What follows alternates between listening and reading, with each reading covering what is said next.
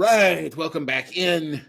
This is season 6, episode 46, and you found the Outlap F1 podcast. It's our 2024 Qatar GP preview show, and you've got Andy, and I'm along with Cody tonight, and we're about to hop into our Qatar GP track facts, brought to us, as always, by the good folks at Pirelli Motorsport. Cody, tell us about the Losail International Circuit. Right, this weekend, Formula One goes to Losail, Qatar for the Qatar GP. Number of laps around the circuit for this Grand Prix is 57, and the length of the track is 3.367 miles. That's 5.419 kilometers. And the tire selection from Pirelli for this race is C1 for hard, C2 for medium, and C3 for soft tire compounds. The track characteristics from Pirelli are a 3 out of 5 for traction, 3 out of 5 for asphalt grip, a 2 out of 5 for asphalt abrasion, 4 out of 5 for track evolution, 5 out of 5 for tire stress, 3 out of 5 for braking, 5 out of 5 for lateral load, and a 4 out of 5 for downforce. Haven't had a whole lot of Formula One races at this track yet. In fact, I believe it's only 2, 3, something like that. But the most wins at this track is a lone 1 win, 1 each for Lewis Hamilton and Max Verstappen, and therefore the most constructor wins follow suit with 1 win each for Mercedes and Red Bull. The qualifying track record was set in 2023 by Max Verstappen at a 1 minute 23.778 seconds, and the race lap record was also set by Max Verstappen in 2023. That one was a 1 minute 24.319 seconds. What's the circuit like, Andy? All right, so designed primarily with motorcycle racing in mind, the 5.4 kilometer Losail International Circuit is a fast and flowing track where medium and high speed corners predominate. Over 1 kilometer of the track's total length is made up of the main straight, which provides plenty of overtaking opportunities into turn 1. All right, and as for the weather, which hopefully will not be as big of a story as it was last year, that's for sure. So since we have a sprint weekend and we have day and night sessions, I'm going to give you kind of both the day and evening forecast. So for sprint qualifying for the day during the practice, sunshine, a high of near 75, winds out of the northwest at 15 to 25, so perhaps the wind will be the biggest issue here. Only a 1% chance of rain, so we're probably not going to see the inters or the full wets for sure. And as the nighttime for the qualifying session, clear skies, low of 64, so definitely warmer than we were in Vegas. Winds out of the northwest at 10 to 20. Watch out for the gusty winds. For the sprint race and the qualifying, the day forecast, a mainly sunny sky, high 77, winds out of the northwest, again, 15 to 20. And for the nighttime, for the qualifying session for the main race, clear skies, low near 65, winds out of the northwest, again, 10 to 20. For the race on Sunday, during the day, it will be mainly sunny, high of 76, winds out of the northwest, again, 15 to 25. So at least it's consistent. And for the night, it should be clear skies, low of 64, winds, again, out of that northwest, 10 to 20. So it definitely feels like the wind is going to be your predominant weather factor going into this weekend. All right.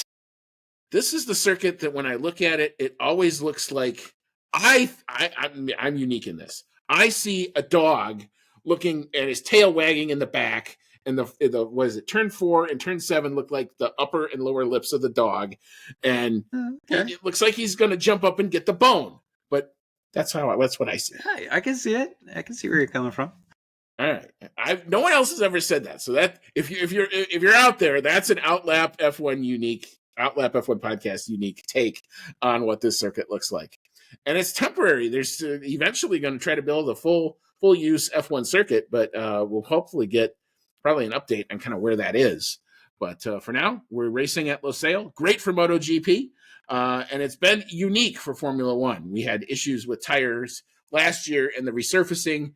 I've not read anything about the surface being an issue so far this year, and it's definitely not as hot. Last year, I think we had over 100-degree Fahrenheit temperatures for a good chunk of the weekend, and that was just driving everybody to the point where I think Oscar Piastri in the cool-down room was literally flat on his back, having people pour water on him. Yeah, those guys looked miserable last year, and you even had Logan Sargent get pretty much nauseous in his car during the race and have to retire.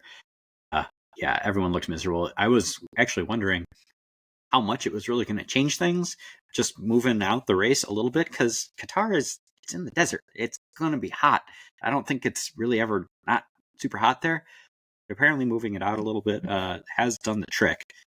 They are probably not going to be, needing the drink quite so bad this time around. Or having the drink turn into tea, as I think was the case last year. So we will hop into our predictions, and we will start, as we are always apt to do, with the pole sitter, the 2023 pole sitter. He was this pole sitter a lot last year. That was Max Verstappen in the Red Bull.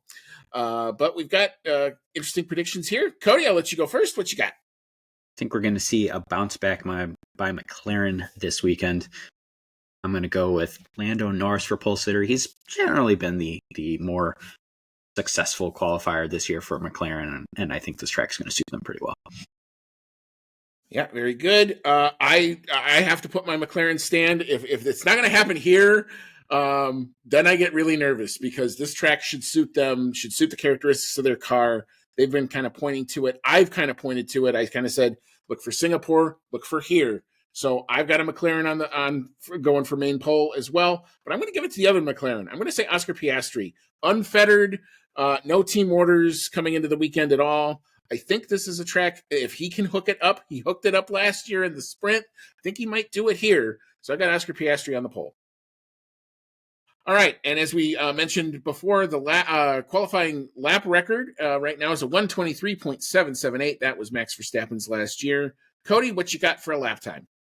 I think we're actually going to see quite a bit faster than last year, just in my opinion, because since it's not going to be so ridiculously hot, I think that the tires will handle the track a lot better this time around. So I think we're actually going to go quite a bit faster. I'm going sub 123 with a 122.911. Yeah, that is most reasonable. I would tend to agree with that. I do think we've got a couple of factors going into this. One, the two factors last year were the heat and the dust. We know we got rid of the heat, but we are still probably going to have some dust, because the wind looks like it's going to kind of be creeping up. So I don't know that I do think we're going to go faster. I don't know that we're going to go quite as fast as what you got, but we're definitely in the same ballpark. We're not far off. So I got a 123, 158. And I'm wondering if the fact that the quali session will come after the sprint is going to really matter. I have a funny feeling you're going to see your sprint pole and your main pole be dramatically different as the track evolves. All right, so our 2023 podium saw Max Verstappen take the win, and then the two McLarens followed that. Oscar Piastri was in P2, and Lando Norris was from P3. And what I remember about this race, I actually went back and watched it, I forgot that both McLarens had a really bad main race qualifying and started 6th and 10th, and they managed to pull that off. So definitely did suit their car last year. Let's hope, for my sake, I'm hoping for more of the same. Cody, what you got for a race podium? Oh, I'm kind of throwing a Hail Mary on this one. Not super Hail Mary, but also because I want to see the Constructors' Championship go right down to the wire for excitement's sake. I've got Charles Leclerc pulling an upset here. Maybe going with some little off-the-wall strategy from Ferrari and managing to sneak in and take the win away here.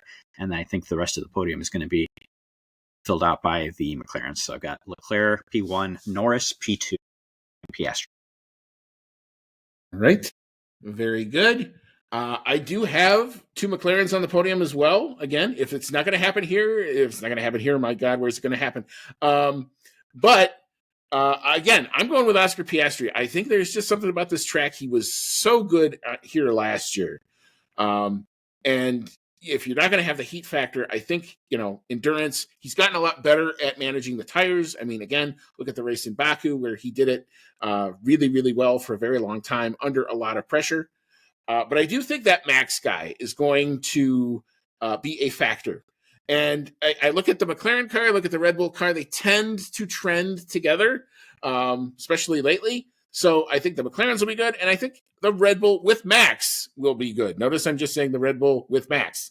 So I've got Verstappen putting his nose in where it belongs, quite honestly, as he's the 4-time world champion, coming home in P2. And I've got Lando Norris coming home on the podium as well in P3. All right, so we'll take a look at our fastest lap and the driver of that fastest lap. And for 2023, that was Max Verstappen with the 1:23.449, which is currently the track record. I can talk track record. There we go. All right, Cody, what you got here? I think this one is going to be Oscar Piastri. I really think this has to go down to either a McLaren driver or a Ferrari driver. They're both gunning for every point that they can get. So whoever is in the best spot to do it is going to go for it. I think that that's going to be Oscar Piastri, and I think he's going to do it with just a hair faster than last year at a 1:23.448. All right, very good. I have a Ferrari doing it, and I have Carlos Sainz. I think after the big kerfuffle, they're definitely going to try to have Leclerc be the lead Ferrari unless he just botches it. That said, I do think Carlos, where you're going to see the gap and the opportunity to avail to go get the fastest lap, I think is going to be probably with Carlos Sainz. So I'm going to give it to him a 1:23.947. I actually have it slower, and that's because I think because we don't have the mandatory tire stops, I don't know that everybody's going to be pushing quite as hard as they were last year. You had, because of that rule that had to go into effect between Saturday and Sunday, what you ended up with was everybody was pushing flat out on those tire stints because they were just going to use them up. They didn't care. You only were going to get, I think, 17, 18 laps on those tires. So you might as well use them all up and go flat out. Your differential between qualifying time and race lap time was almost nothing, which you almost never see. Usually you see 4, 5, 6 seconds between them. So I got a funny feeling it's going to be slower, but I still got a 1:23.947 there. All right, and for our bonus picks, because this is a championship important race and every point matters, as you correctly say, Cody, I'm going to go P4, P5, and P6. So let's see kind of how we have that shake out. So for my P4, 5, and 6, I'm going to go George Russell, because I do think the Mercedes won't be the bad Mercedes, but it won't be the great Mercedes like we saw in Vegas. But P5, I've got Charles Leclerc. I do think Ferrari will be around. I'm hoping that they're nowhere near the McLarens in terms of podium pace, but they'll definitely be there. And P6, I've got Lewis Hamilton. Those are good choices. I also think that we said that we didn't think Mercedes was going to be the good Mercedes in Las Vegas, and then we had egg on our face. So who knows how that's going to go this time. I do agree with you, though, that I think we're going to see a less impressive showing from Mercedes this time out. So I've got P4, Carlos Sainz. P5, Max Verstappen. I think it's going to be kind of a moderate showing from him, especially now that he's got the championship wrapped up. He always wants to perform well, but I don't think there's going to be the crazy push to do so this time out. And then I think P6 is going to be George Russell. All right, very good. And since we have a sprint race, we will try to give ourselves some extra points and maybe boost our confidence a little bit by trying to predict the sprint podium. So it's 1 point for each correct answer in that sprint podium. I'll go first here. I do think this is where Lando will probably be a little bit better. Might come out with the sprint quali and be better early in the weekend. I think Oscar will be better later in the weekend. So I've got Lando taking this one. I do have that Max guy being all around there because I'm remembering what this looked like last year. So I got Max Verstappen P2 and Oscar Piastri P3 for the sprint podium. Cody, what you got?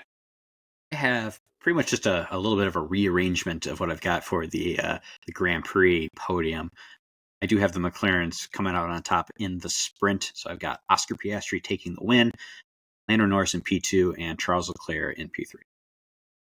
All right, very good. So we will see kind of how our predictions stack up against reality as we get through the different sessions on the course of the weekend.